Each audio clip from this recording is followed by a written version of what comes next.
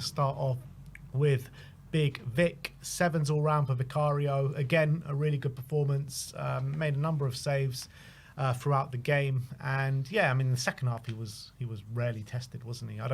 Did he even make a save in that second half? I don't even know. But first half, I thought he was vital to us. But I think the majority of the saves he made were kind of saves you probably expect him to make. Yes, but they were from close range. So he's got, you got to have quick reactions, and you've got to make sure you're getting down to him. To be fair, yeah, the first one from Haaland was straight at him, good save. But then he made a really good one from Haaland just after, where it looked like he was going to slot it, and Vicario does make the other save. I think the other ones were probably mischance. They missed the target, didn't they? So I think he did well in that first half. And also there was one moment where I think Haaland was looking like he was bullying Gray, was about to get beyond him, and Vicario rushes out and gets that diving, kind of dives onto the ball to make sure that Haaland doesn't get into the box. I thought that was a really good piece of goalkeeping as well. I think he just brings that assuredness to the back line, which is really helpful. And yeah, I think a pretty solid display. But yeah, second half, he wasn't involved in the game much. Yeah, could have taken his sleeping bag out and had a bit of a kip in the second half. Pedro Porro up next. Sim gives him a 6. I gave him a 5. I was really frustrated with his first half display. I thought he was getting beaten time and time again. Doku was having a field day out on that left-hand side for Man City. But in the second half, it all changed for Porro. And, I was one here on the watch-along calling for him to come off, get Jed Spence on. But, yeah, credit for Porro for dusting himself down and going again, because I thought his our attacking outlet on that right-hand side, the consistent crosses he was putting in, and the general attacking phases of the game, I thought he was contributing to really well. Yeah, I thought Porro was excellent in that second half, actually. First half, he did really struggle. I don't think it was actually mainly his struggle. I thought it was mainly a team struggle to allow Doku that time and space from those direct attacks. And I thought we kind of left Porro a lot in those one-on-one situations, whereas, you saw Liverpool when they played against Man City, Doku had the beating of Trent many times, but Liverpool as a team dealt with it. I think that's what you got to do when you got someone like Doku. You just got to get players over there, and you got to make sure he's not. You got to double up on him, and we weren't doing that enough. So I don't completely blame Porro for that. But there's no doubt about Porro was struggling, and as well, actually, Porro's long passing as well was actually really poor in that first half. He was giving the ball away sloppily.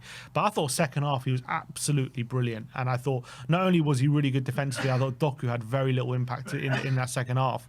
I thought he was stopping him and he looked a lot better. But I thought going forward he was phenomenal. I thought his crossing was absolutely on a sixpence. He created so many chances. He created that chance for Odobert. He created that chance right at the end for Sarr as well. I thought he was brilliant in that second half. I thought he was actually probably our best player, and I thought his corners were really good as well, the way he was ripping it in. So I thought it was a shame in that second half he was on the losing team, but he did struggle in the first half, no getting away from it. Yeah, a lot of people saying that with the emergence of Spence, why not have Spence at right back and Porro at right wing? Right wing? Yeah. I don't know if it would work. I don't know if he has the pace to play right wing in our system, like when he's in those one-on-one situations. Is he going to be able to get away from the opposition fullback and get a cross in? You mean like Brennan Johnson does? Brennan doesn't really do that. Yeah, but Brennan's different. He does sometimes, but obviously his role's a bit different. And I thought he did well in the second half, Brennan. We'll get into him. But Porro, he gets the space because he's playing a right back. I think people need to realise that. He played when it's like asking Trent to play right wing. Like, you wouldn't do that. Because he wouldn't get the space at right wing, which he does when he's playing at the back.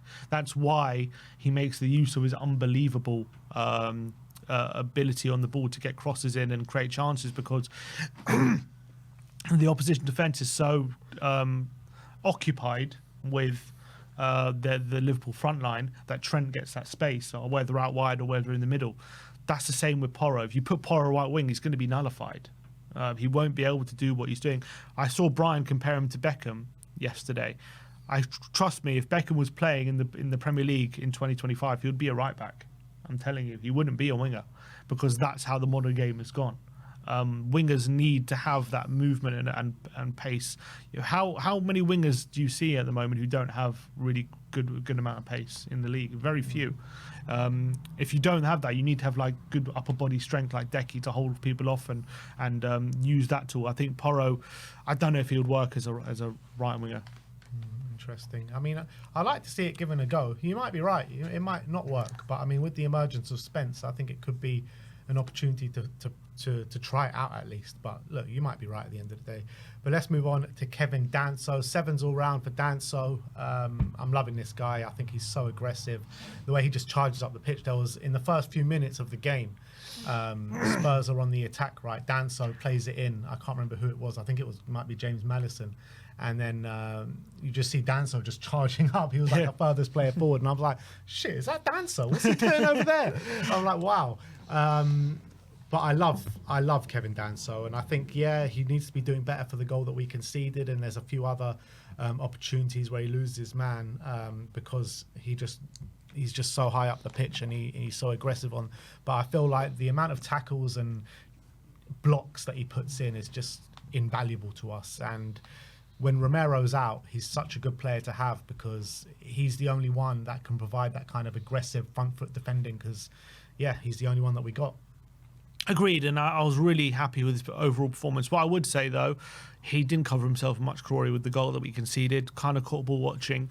Let's be honest, we've criticised Romero heavily for similar things this season, and if that was Romero yesterday, I think he's probably getting a lot of criticism, whereas Danso, we're kind of giving him a pass, maybe because he's a new signing. But I thought overall, though, really good performance, so aggressive.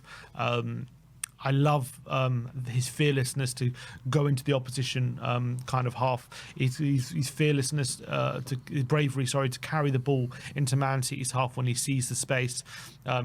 When Tottenham are pressing hard up the pitch, he knows where he needs to be in terms of on the halfway line, making sure that the striker's not able to hold up the ball.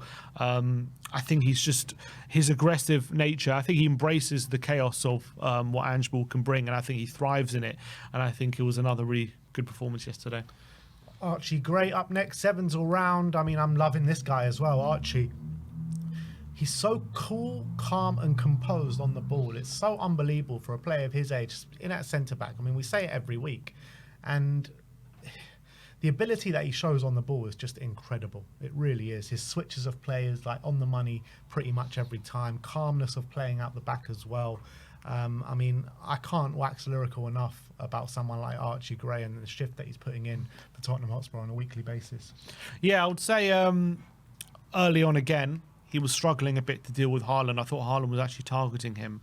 There was that one moment. We said it would be a physical mismatch. Yeah, and it was. And I thought at times anyway, not totally, but there was that one moment where they played a ball through. Haaland was running onto it, and Gray was trying to basically hold him off, and he just couldn't. And Haaland was about to break into the box for a 1-on-1, but Vicario kind of bailed him out with a really good charge out of his area. And that kind of stopped it from happening. But that threatened to be something really dangerous for a lot of the game. But actually, Gray, again, really... I think actually two things happened. I think Gray grew into the game, and there's actually Danso and Gray, I noticed, swapped. And Danso all of a sudden was the one on Haaland. And I think that really helped us. And I think what was really impressive from Gray is just him on the ball, man. Unbelievable. So composed, always picks the right decision. There was one moment as well. I thought you were going to break out into that Man United fan that started crying. He's just so good. The way he makes those tackles.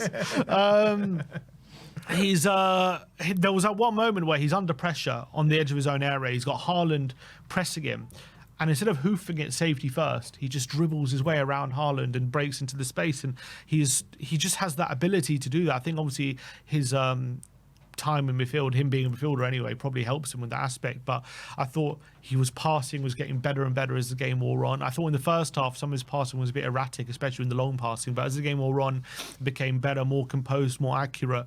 And I thought in the second half, he was brilliant. The way he just nullified that City attack was absolutely fantastic. And I thought he did a great job, really good job in the end, because it threatened to be a game where he really struggled in. But in the end, he actually thrived. So fair play Yeah. to him. And I think, I agree with what you say. Credit to Ange for swapping over the defenders because it needed to happen. Destiny Udogie up next, 6 around for Destiny. I was happy with the defensive side of his game. I thought he was winning his duels aggressively. The amount of tackles he put in as well was brilliant. I just wanted him to impact the play going forward a bit more. And maybe that'll come. I thought against Ipswich he was definitely doing that, getting in behind and causing all sorts of problems, but he just couldn't find that space in this game. Yeah, I thought second half again was really starting to get into it and play well. I thought first half Savinho was troubling him a bit. I thought he dealt with it better than Porro did, but there was a few too many times Savinho was getting in down that side, and luckily for Udogie, a couple of Savinho shots were kind of blocked and out for a corner rather than on target. But he had that chance where he hit it over the bar, and you can see Udogie is just floundering behind him for that moment. So he struggled to kind of defend that moment. But I thought in the second half he was again growing in influence. Savinho was becoming less of a threat. He was the one making the running, and he found that opportunity. I think did he tackle Nunes? When he won the ball, He won the ball that had hard to the be a pitch. goal, man. Had to. I don't know. He could have shot. He decided to pass to Tell, which isn't the worst option, but I don't think it was the best pass, was it? I haven't seen it back actually because it wasn't in any of the highlights packages, but that seemed like a really good opening. And I think the pass was probably just a bit behind Tell, Yeah, it was. and it allowed the defender to get back. Which was a really disappointing moment for him, and I think he got taken off just after that moment as well. But I think again there was some green shoots there from Udogie, and I think he did some good things, but wasn't his best display. Yeah. Rodrigo Bentancur up next, 7s all round, and I thought in the first half he was probably our best player. Definitely before he got that booking in the first half, right? Yeah. Because I felt like that booking did hamper him a little bit, but before he got that booking, I thought he was really good. He was combative in the middle of the park. He was trying to drive us forward, but the midfield was getting overrun a little bit. But I think Bentancur was really standing up for the team, and I felt the amount of duels that he was winning was really good and so calm and composed on the ball. But I did feel that yellow card hampered him a little bit. Definitely, and I actually thought it was a really good game from Bentancur, especially being in 6, where against a team like Man City, you would think he would have struggled a bit more, but I actually thought he played really well.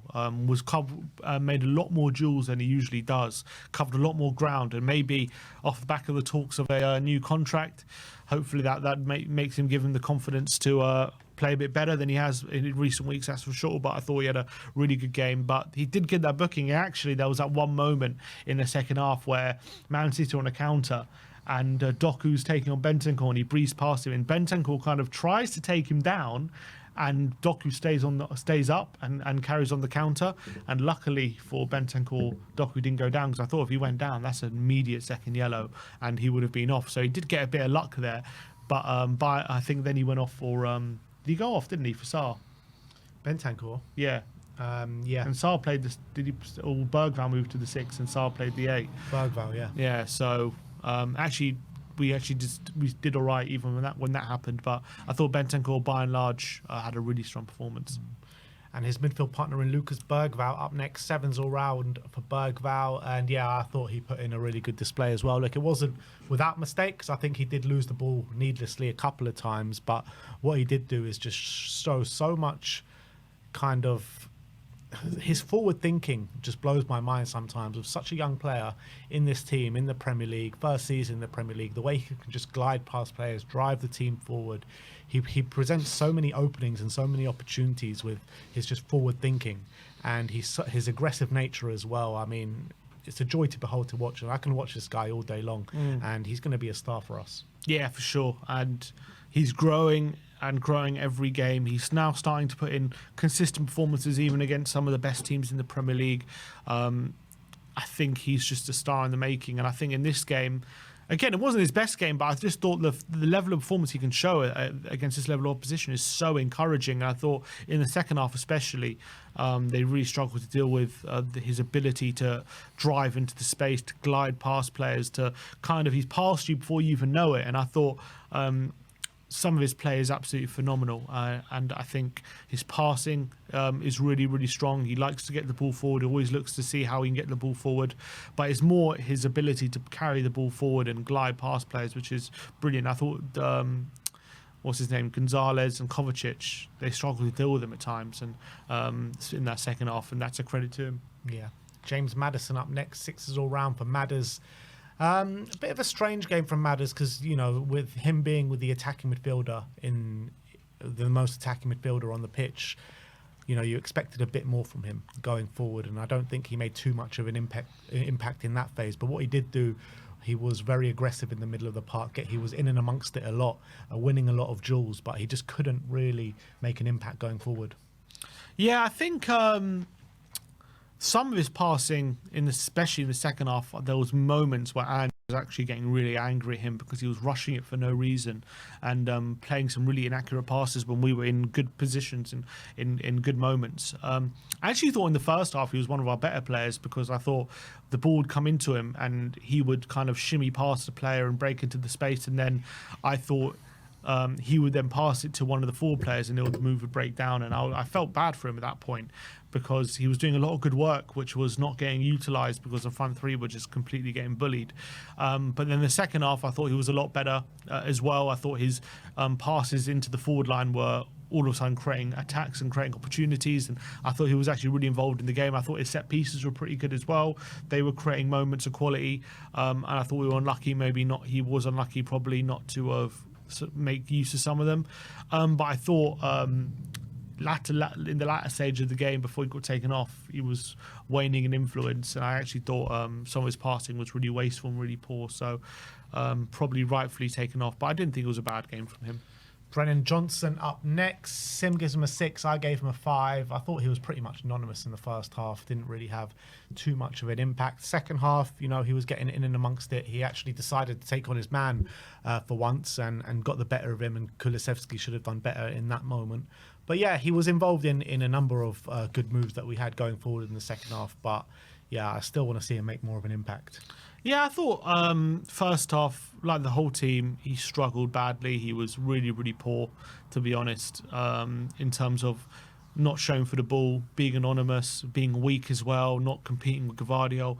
But I think that did change in the second half. He was all of a sudden getting beyond him. He was taking a few people on. He did create chances. He created one for Son. He created a chance for Deki. He was involved in the move late in the game, which led to Sarr missing a chance as well. So he definitely was starting to get to that byline a lot more and starting to create opportunities for his teammates. Didn't really see him too much in a goal-scoring capacity, I would say.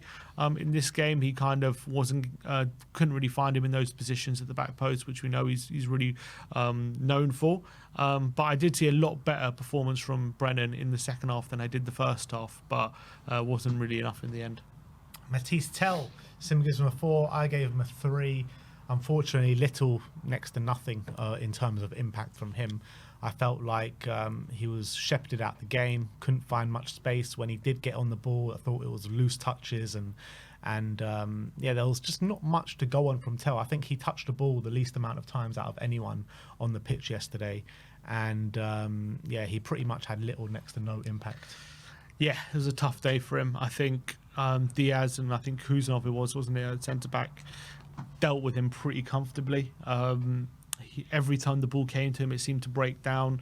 He seems to want too many touches on the ball. He doesn't seem to want to get rid of it quickly and lay it off for a teammate. He seems to kind of want to get it under control and try and turn. And more often than not, it leads to Spurs losing the ball and it breaking down. Also, when balls are coming into the box in the area, he's not really looking like getting on the end of any of them at the moment. So he's struggling at the moment. I think it's an adjustment period. I think he's not played a lot this season. It's also a new league. He's also still 19. So there's all those factors coming into it. But I think at the end of the day, you just got to call it as it is. And he is struggling. He is struggling to impact games. And he's struggling to play the role that we're asking him to do. You know, he started the first game as a left winger against Liverpool. Everyone said, "Oh, he's got to play up front." We've now moved him up front, and now people are saying he might have to move back out on the wing again. So I think that's probably emblematic on his struggles. Maybe we got to give him a go on the right. Maybe kind of taking him back to a bit of basics, just getting him running at fullbacks again on his strong foot, just get him to breathe that confidence again. But right now, he can't seem to get a flow and that rhythm. But that takes time sometimes to develop. And but the reality is, we've got players coming back now, like Solanke potentially. So it's kind of, how do we manage that situation? And it's a difficult one to manage for Ange. Yeah, it'll be interesting to see, like, if he does get his rhythm and what Spurs do at the end of the year, because 60 million is a hell of a big of an outlay, and Tell just hasn't really shown much yet. And as well, like in a couple games time, you can have Solanke, Richarlison back. You're going to have Odobert fully fit and flying. Sonny there, Brennan's obviously back and scoring goals. So all of a sudden you're like, where is he going to fit in? Yeah. And it's like they couldn't make it work for him at Bayern because of all the incredible players ahead of him, and now it kind of like he could have a similar problem here at Spurs. The only place I do think he probably fits in is potentially battling out with Brendan on the right-hand side. But yeah, it's going to be difficult. And last but not least, in the starting 11, Wilson, Odobert, 6s all round for Wilson. And I was really excited to see him in the starting lineup, and I was quite frustrated with his first half display. I just felt like, you know, there were a couple of opportunities, more than a couple, where he could have taken on that fullback, and he just way too often was checking inside, playing it backwards, playing it a bit safe, where he should be just attacking the player. And we know that he's got the dribbling ability to take on his man quite consistently. He didn't do that in the first half, but I felt like he was much better at it in the second half, where he was looking a lot more dangerous. He was taking on and beating his man, causing problems for Man City. And I felt like in his best moment, he kind of got taken off. And that's probably because, you know, he hasn't had too much game time, just coming back from an injury. So I can understand it from that aspect. But it was just frustrating, like in his best moment, he gets taken off. Yeah, and I think it was probably pretty pre-planned again to give him 65 minutes. Again, he's had a long-term injury, so they're trying to be careful with him. But I agree, he was just about, you know, starting to kind of open his legs up a bit and beat Núñez, and I thought he was all of a sudden causing Núñez a lot of trouble. And then he just got taken off, and he started to cut inside. He was having a few shots. He was having a few moments. Whereas beforehand against Núñez in the first half, he was really struggling. I thought Núñez was getting close to him. He wasn't getting that separation, which could allow him to kind of beat his man. Núñez was just bullying him and out-muscling him, and he was trying, to be fair, more than Brennan, because at least he was getting on the ball and trying to do a few things. Like Brennan just seemed to be not wanting any of it. At least Odobert seemed to want the ball and tried to take people on. And also he had that moment in the right at the beginning of the game, in the first minute, where we opened up City and we just for some reason didn't shoot.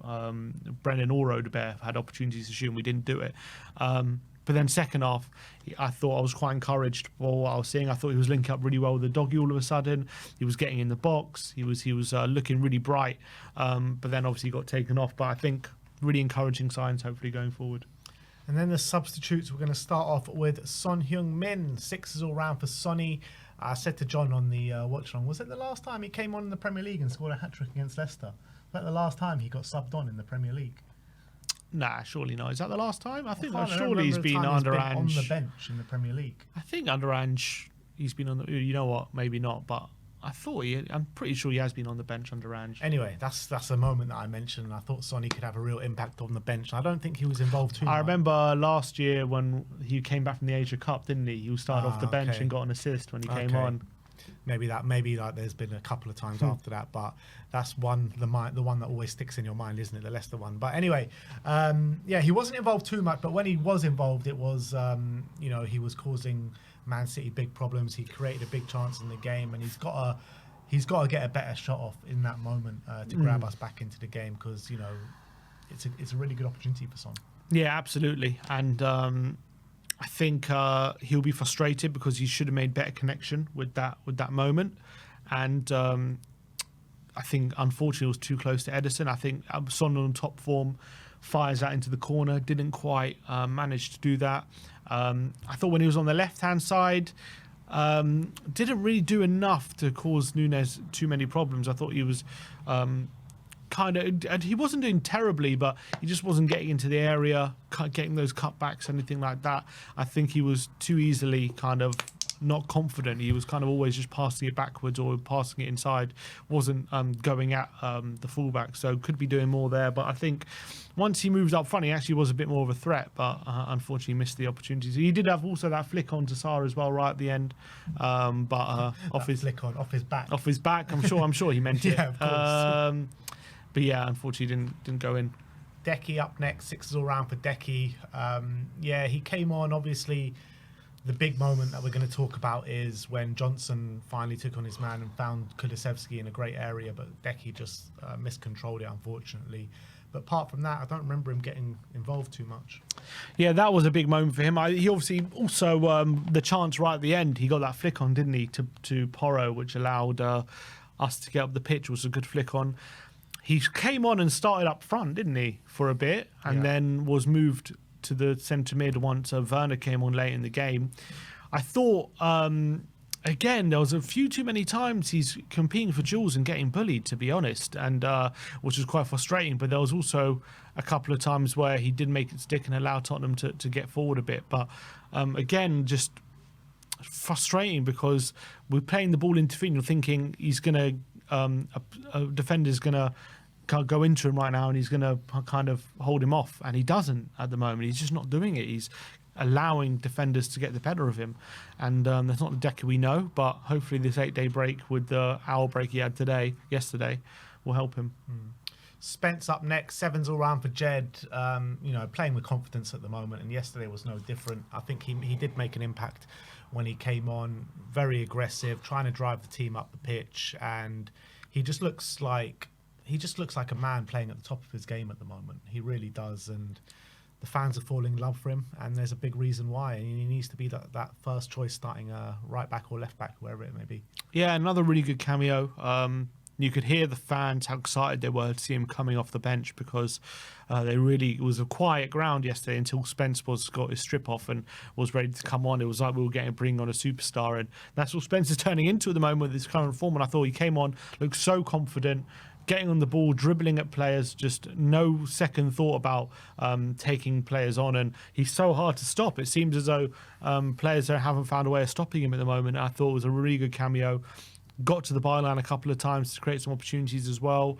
I thought he made a really good impact, so fair play to him again. And the last player we're going to rate is Pape Matar Sarr. 7s all round for Pape. And everyone's kind of judging him just on that missed chance right at the end where, yeah, of course, he's got to be doing better and he's got to be putting the ball in the back of the net, which was a pivotal moment in the game. However, I did think he came on and just caused a nuisance for himself straight on. He was putting in challenges, winning his duels, and he was pretty much everywhere. He was kind of hard for Man City to get past him. And this is the kind of moments we love to see Sarr in, and he hasn't had this kind of impact for a while in a Spurs shirt. And he was also a goal threat, probably had about 2 chances on the day, should have put away at least one of them. But I like that cameo from Sarr yesterday. Yeah, I think he looked a lot more confident, looked a lot better than he has done in recent games. I thought he was really doing really well to cover for the defence, especially when Doku was looking to break away and some of the other players were looking to get Man City to exploit Tottenham on the counter, and Sarr was just using his running power to make sure that didn't happen, and I thought that was really, really good. But unfortunately, he did miss those 2 opportunities. He had the one right at the end with the header, and he also had one where it was cut back to him in the box, and his shot was really poor, and he sliced it. I think 2 really presentable opportunities he'll be gutted he missed. But I thought overall it was actually a really good cameo, and again, he kind of allowed Tottenham to maintain their intensity. Yeah. And last but not least, Ange Postecoglou. 6s all round for Ange. And I felt in the first half, the reason that Man City were creating so much and so dominant was because of maybe the tactics that Ange Postecoglou deploys. I mean, just the freedom of that right hand side that they got was pretty incredible.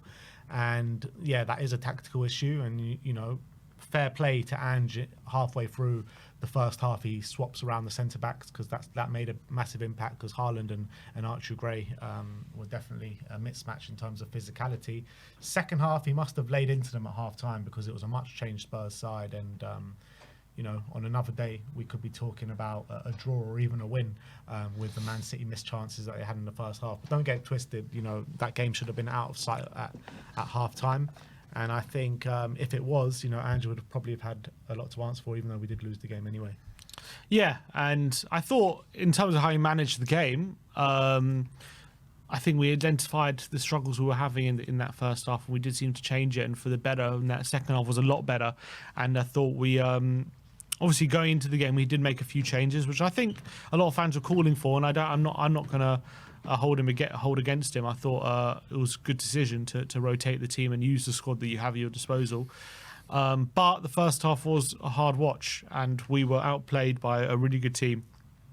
And we were lucky that we weren't more than a goal down going into half-time. And I think he'll count his lucky stars that Man City had a bit of an off day when it came to their finishing. But credit to the team to gain control in that second half, put City under pressure and create the chances that we did. And at the end of the day, we were unlucky not to score in our own right in that second half. So bit frustrating on his front, in his part, that we ended up with nothing. I thought as well the way he used his subs was quite good in this one, as compared to some other games, but still another loss. So yeah, there's only so much credit we can give him. Yeah, 14th loss of the season, which is quite incredible. But that is our player ratings.